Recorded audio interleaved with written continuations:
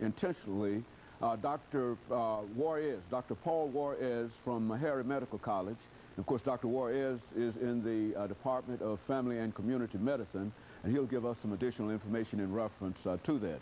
And of course, Dr. Juarez, let me welcome you to the show this morning. Thank you, Dr. Haney. And to tell you, Dr. Juarez, how delighted we are to have you here, because the topic that we are going to deal with this morning is a very, very important topic, considering all the problems that we're having dealing with youth homicide and youth violence and et cetera.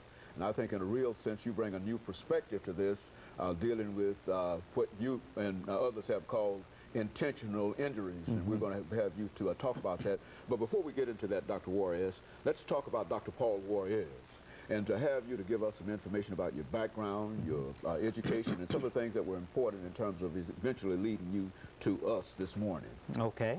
Well, maybe I'll start by saying I never had a clue that I'd end up in academic medicine, and so my pathway to get there has been sort of the road least traveled.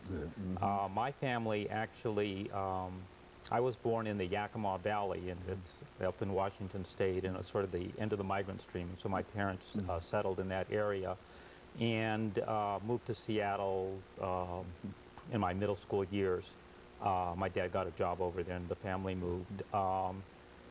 But growing up, I, again, never really had any, going to college was always something that was very important to me. And I went to a local state college, Washington University, and got my bachelor's in psychology there. And I was excited about education and ended up getting a master's degree, going on to get my master's degree in school counseling.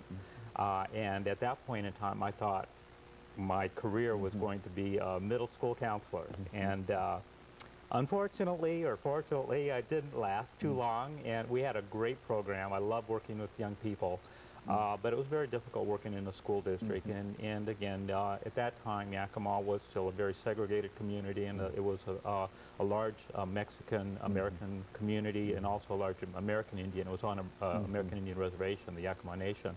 And it was just a very difficult environment to work in. And when I left that, I got into juvenile corrections and did that for a number of years.